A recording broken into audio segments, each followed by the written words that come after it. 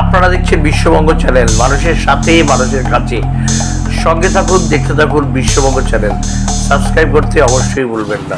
যেটা আপনারা দেখছেন, সৌরভ মাইতির বাড়ির পাশে একটি মেয়ে থাকতো। সেই মেয়ের সঙ্গে তার কথোপকথন, সেটা সৌরভ মাইতি মারা যাওয়ার পরে এরা খোঁজ করে বার করে এবং সেই ফুটেজ আমরা সংগ্রহ করি। কিন্তু এই সত্যতা আমরা যাচাই করিনি, বিশ্ববঙ্গ চ্যানেলের সত্যতা যাচাই করেনি। কিন্তু আমরা হাতে পাই যেটুকুনি সেটুকুনি আপনাদের সঙ্গে দর্শক আমরা তুলে ধরার চেষ্টা করছি। পশ্চিম সূর্যপুরের সাধুর মান্ডির কাছে এই ঘটনা ঘটেছে। গত 21 তারিখ একজন যুবক তিনি গলায় দড়ি দেন এবং আশঙ্কাজনক অবস্থায় প্রথমে তাকে বিএনবোস হাসপাতালে নিয়ে যাওয়া হয়। বিএনবোস হাসপাতাল থেকে তাকে স্থানান্তরিত করা হয় আরজিকর হাসপাতালে। আরজিকর হাসপাতালে তিনি মারা যান।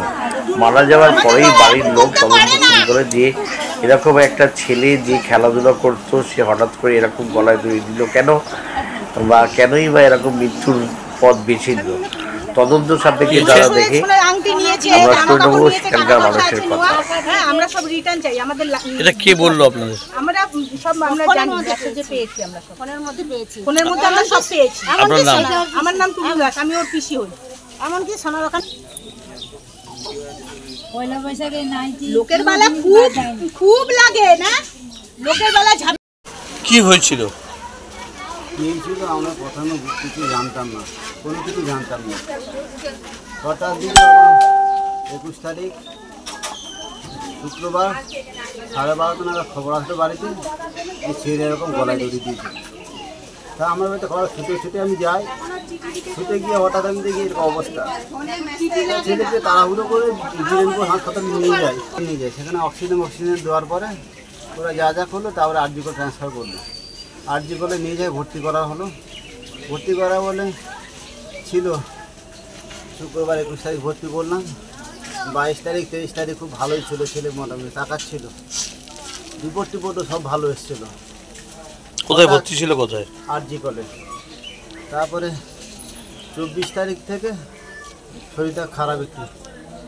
তারপরে 25 তারিখে খুবই খারাপ, গায়ে জ্বর আসলো 104-105 জ্বর। সেদিকে ছেলের খুব কাঁপুনি। তারপরে মোটামুটি সেই রাত্রিবেলা 25 তারিখ থেকে খুব শরীর খুব খারাপ। কেন মনে হলো কেন যে গলায় দড়িটা দিল কেন? প্রথমে জানতে পারিনি, তারপরে আস্তে আস্তে বুঝতে পারলাম যে আমার ছেলে দড়ি দেওয়ার কোনো এই ছিল না, ও খেলাধুলা ভালোই করতো। কি নাম ছেলের? ছেলে খুব ভালো। ছেলের নাম কি? সৌরভ মাইতি। ছেলে খুব ভালো, খেলাধুলা বন্ধু বান্ধব সব ছিল, বাড়ি থেকে কোনো প্রেশার ছিল না। আমার মনে হলো যে কেউ প্রেশার ফিট করেছে। এবং যেদিন 21 তারিখ গলায় দড়ি দেয় তার আগে 20 তারিখে রাত্রেবেলাও গলায় দড়ি সেম দিয়েছিল খাটের মধ্যে। সেই ভিডিও পাঠিয়েছিল যে মহিলার কাছে, এই মহিলার কাছে, হ্যাঁ, এই গোপাল দাসের মেয়ের কাছে পাঠিয়েছিল ভিডিওটা। গোপাল দাস কে? গোপাল দাস এই যে এইখানে এই বাড়ি গোপাল দাস, ওর মেয়ের কাছে ভিডিওটা পাঠিয়েছিল। ওর মেয়ে রিপ্লাই করেছে ভিডিওটা কে বানিয়েছে, হ্যাঁ, কে করে দিয়েছে ভিডিওটা, সেই ভিডিওটা কে করে দিয়েছে। তারপরের দিন ফের 12টার সময় আবার SMS করেছে, 12:24 SMS করেছে, হ্যাঁ।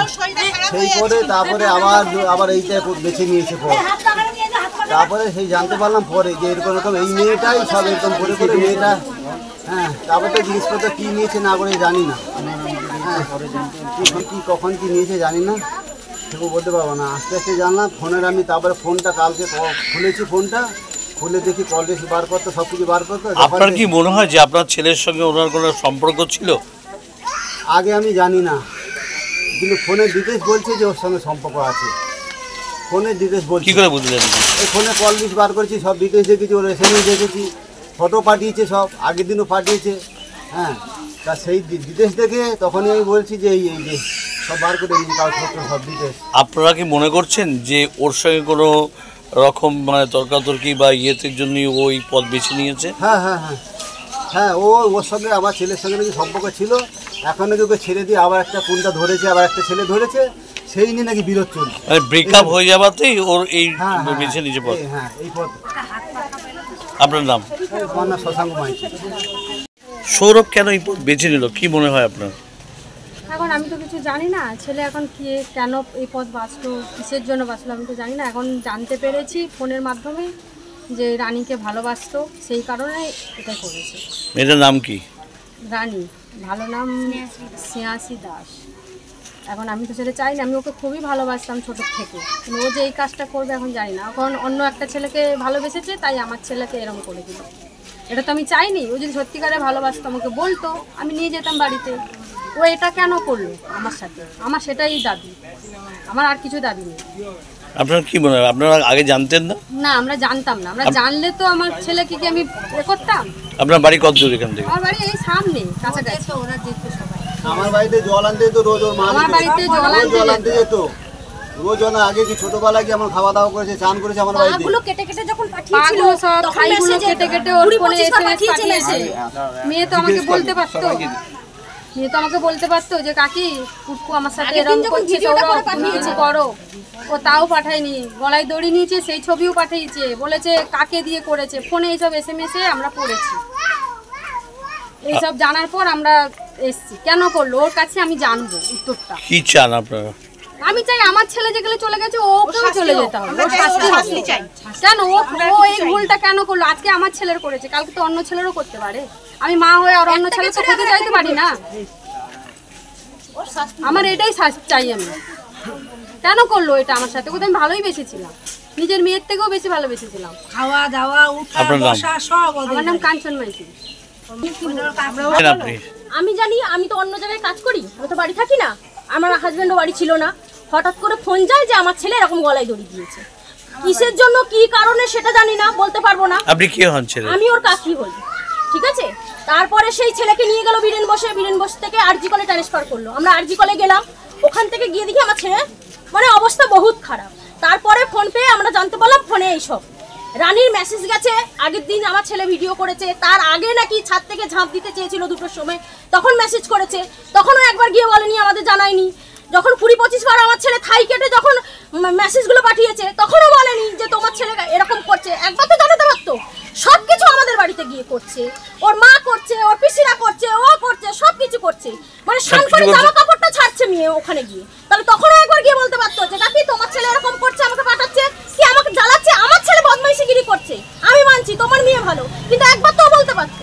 আগের দিন যখন গলায় দড়ি দিয়ে এরকম করলো, পাঠালো, তখনও একবার বলেনি যে কাকি এরকম করে আমাকে পাঠালো। আরো বলছে অরিজিনালটা দেখা, কে ভিডিও করে দিয়েছে তোকে। এইসব বলে কি চাইছেন আপনারা এখন? আমরা চাইছি শাস্তি। আমার ছেলে তো আর ফিরে আসবে না।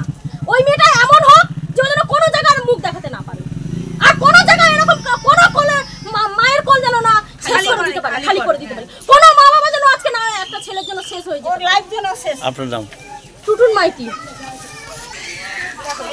গুড়া কই গেল? এই গুড়া পড়ে যাচ্ছিস কেন? পড়ে যাওয়া কি আছে? আমরা শাস্তি চাই। তোকে মরেছে, আমরা শাস্তি চাই। যেরকম ভাবে তোরবে হসপিটালের ভিডিওগুলো দেখাও, মিডিয়া দেখো, হসপিটালের ভিডিওগুলো কিভাবে কষ্ট পেয়েছে আমার ছেলে। জীবন মা বাবা দিয়ে চলে গেল।